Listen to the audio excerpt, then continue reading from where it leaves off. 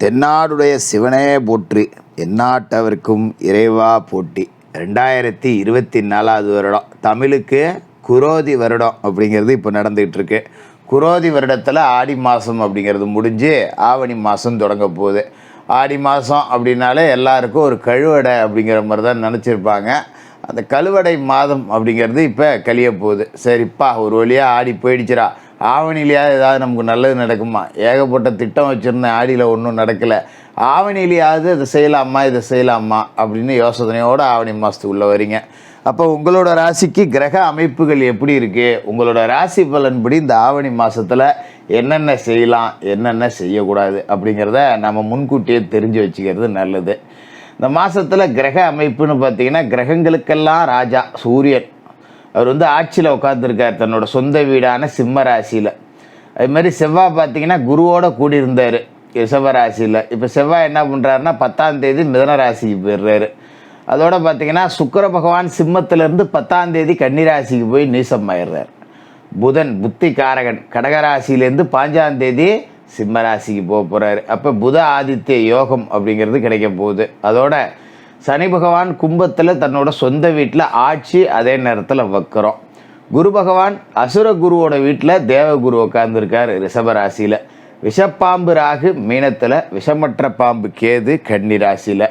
இதான் இந்த நவகிரகங்களோட ஒரு பொம்மலாட்டம் மாதிரி இருக்குது. ராசியில் பார்த்திங்கன்னா சனி பகவான் ஆட்சி, சூரியன் ஆட்சி, 2 பேரும் பார்த்திங்கன்னா பார்த்துக்கிறாங்க ஒருத்தர். இந்த பகை கிரகங்களோட பார்வை உங்களுக்கு என்ன செய்ய போகுது? இப்படி ஏகப்பட்ட குழப்பங்களுக்கு மத்தியில் ஆவணியை எதிர்கொள்கிற உங்களுக்கு இந்த மாதம் என்ன கிடைக்குது அப்படிங்கிறத பார்த்துருவோம். ரிஷிகராசி நேயர்களே, உங்களுக்கு இந்த ஆவணி மாதம் எப்படி இருக்குது அப்படின்னு பார்த்தீங்கன்னா, மாத தொடக்கத்தில் ராசிநாதன் செவ்வாய் 7வது வீட்டில் குருவோடு சேர்ந்துக்கிட்டு இருக்கார். அப்போ குருமங்கள யோகம் அப்படிங்கிற ஒரு அற்புதமான யோகம் அப்படிங்கிறது தான் இருக்குது இந்த காலகட்டத்தில். அதாவது 10ஆம் தேதி வரைக்கும் பார்த்திங்கன்னா தொட்டது தொடங்கும், தொழில் சிறக்கும். இது எப்படி சொல்கிறது, நமக்கு என்னென்ன தகவல்கள்லாம் தேவை அப்படின்னு நினைக்கிறோமோ அது எல்லாமே நமக்கு கிடச்சிக்கிட்டே இருக்கும். கும்பிட போன தெய்வம் குறுக்க வந்த மாதிரி பல நல்ல காரியங்கள் அப்படிங்கிறது நடக்கும். உதாரணத்துக்கு எடுத்துக்கிட்டோம் அப்படின்னாக்கா, இன்றைக்கி ஒரு 10 ரூபா நமக்கு தேவை அப்படின்னா அந்த 10 ரூபா நம்மளை தேடி வரும். ஒரு வரம் பார்க்க போகணும் அப்படின்னு வீட்டில் உட்காந்து பேசிகிட்டு இருக்கோம். இரவு நேரத்தில் ஒரு கணவன் மனைவி உட்காந்து பயலுக்கு ஒரு வரன் பார்த்துடணும், இல்லைனா பொண்ணுக்கு ஏதாவது வரன் ஒன்று பார்த்துடணும் அப்படின்னு நாம் பேசிகிட்டு இருப்போம். சரி, அதுக்கான ஏற்பாடை செய்யலாம் அப்படின்னு நாம் நினச்சிட்டு படுத்து தூங்கி எழுந்திரிச்சோம்னா காலையில் 4 வரன் நம்மளை தேடிட்டு வந்திருக்கோம். ஏன்னா அது நேத்தான் பேசணும், இன்றைக்கி இந்த மாதிரி வந்திருக்கே அப்படிங்கிற அளவுக்கு இந்த முதல் 10 நாள் ஆச்சரியப்பட வைக்கக்கூடிய சம்பவங்கள் அப்படிங்கிறதுலாம் நிறையா நடக்கும். பரவாயில்லையே, நம்ம நினச்சது எல்லாமே நடக்குது அப்படிங்கிற மாதிரி ஒரு சந்தோஷமும் இருக்கும், பயமும் இருக்கும். நமக்கு இவ்வளோ நல்லதே நடக்காத வாழ்க்கையிலேயே நமக்கு நல்லதே நடக்காது, இது என்ன புதுசாக இருக்கே, இப்போ ஏதோ பெரிய ஆப்பா நமக்கு வரப்போதோ அப்படிங்கிற மாதிரியான ஒரு அச்ச உணர்வு அப்படிங்கிறதும் நம்மக்கிட்ட இருக்கும். அது என்ன காரணம் அப்படின்னு பார்த்திங்கன்னா, சனி சூரியனோட பார்வை. கும்பராசியில் இருக்கக்கூடிய சனி பகவான் சிம்மராசியில் இருக்கிற சூரியனை பார்க்குறார். சிம்மராசியில் இருக்கிற சூரியன் கும்பத்தில் இருக்கிற சனியை பார்க்குறாரு. இப்போ 4ஆம் இடத்துல உங்களோட ராசிக்கு இப்போ அர்த்தாஷ்டம சனி வக்கரம் அடைஞ்சிருக்காரு. அவருக்கு மேலே தான் இந்த பார்வை அப்படிங்கிறது விழுவும். அப்படிங்கும்போது இப்போ சனி பலம் குறையுது. அப்போ உடல் ஆரோக்கியம் அப்படிங்கிறது உங்களுக்கு சீராக போகுது. அர்த்தாஷ்டம சனி அப்படிங்கிறது ஒரு மோசமான விஷயம். அந்த கெட்டதில் ஒரு நல்லது நடந்திருக்கு. அப்போ சூரியன் பார்வையால் சனி மேலும் பலவீனம் அடைகிறார். அப்படிங்கும்போது இன்னும் நிறைய நன்மைகள் அப்படிங்கிறது நடக்கும். இருந்தாலும் பகை கிரகமான சனியின் பார்வை சூரியன் மேலே விழுங்கும்போது நடக்கும் காரியம் அப்படிங்கிறதுலாம் உங்களுக்கு ஓரளவுக்கு நல்லதாக தான் நடக்கும். ஏன்னா சூரியன் உங்களோட ராசியை பொறுத்த வரைக்கும் யோகம் செய்யக்கூடிய ஒரு கிரகம். உங்களுக்கு கெடுதல் செய்ய மாட்டார். அவர் ராசியாதிபதி செவ்வாய்க்கே ஒரு நட்பு கிரகம். அதனால் இந்த சனி செவ்வாய் பார்வை மற்ற ராசிக்காரர்களுக்கு கெடுதலை கொடுத்தாலும் உங்களை பொறுத்த வரைக்கும் நன்மையை தான் கொடுக்குது. என்ன காரணம் அப்படின்னு பார்த்தீங்கன்னா, உங்களுக்கு செவ்வாய் அற்புதமான ஒரு யோக காரகன். சனி இப்போ அர்த்தாஷ்டமத்தில் இருக்கார், பகை கிரகம். அப்போ ஒரு பக்கம் உங்களுக்கு லாபம் அப்படிங்கிறது இருக்குது. இருந்தாலும் உங்களோட ராசியை பொறுத்த வரைக்கும் 10ஆம் இடமான தொழில் ஸ்தானத்துக்கு அதிபதி தான் சூரியன். அவர் மேலே பார்வை சனி வைக்கிறார். அப்படிங்கும்போது தொழிலை பாதிக்கும், கொஞ்சம் கவனமாக இருக்கணும்.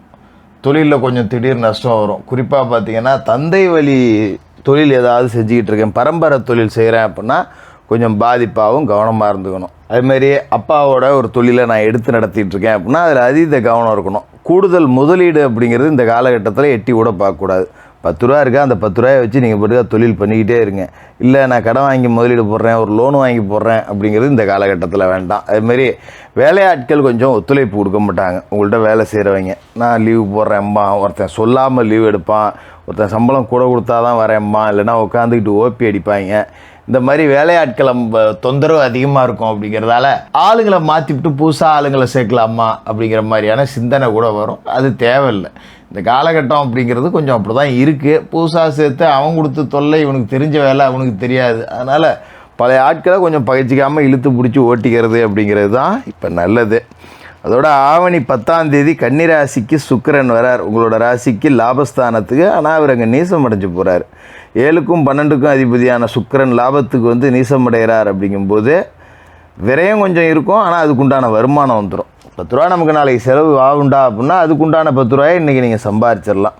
சில பேருக்கு ஆடை ஆபரண சேர்க்கை அப்படிங்கிறது இருக்குது. புது துணிமணி வாங்கலாம், அதுமாரி தங்க நகை, வெள்ளி நகை வாங்கலாம். சில பேர் வாடகை கட்டடத்தில் இருந்த தொழிலை சொந்த கட்டடத்துக்கு மாற்றணும் அப்படின்னு நினைப்பீங்க. ஆமாம், எதுக்கு ஒரு ஆஃபீஸ் ஒன்று வச்சு வாடகை கொடுத்துக்கிட்டு நம்ம வீட்டுக்கு மேலேயே சின்னதாக ஒரு கட்டடம் கட்டி ஒரு ஆஃபீஸை போட்டுருவோம் அப்படிங்கிற மாதிரியான ஒரு எண்ணம் அப்படிங்கிறது சிலருக்கு வரும். அதையும் செய்யலாம். அதுமாரி பழைய புராதான கோயில்களுக்கெல்லாம் போயிட்டு வரணும் அப்படின்னு ஆசைப்படுவீங்க. பழங்கால கோயில்கள் எங்கெங்கே இருக்குது அப்படின்னு பார்த்துட்டு அதுமாரி பழைய பொருட்கள் மீது நாட்டம் அப்படிங்கிறது கொஞ்சம் அதிகமாக இருக்கும். குறிப்பாக பார்த்திங்கன்னா வண்டி வாகனம், பழைய புல்லட் எங்கேயாவது கிடச்சா வாங்கணுண்டா அப்படிங்கிற மாதிரிலாம் இப்போ தோணும்.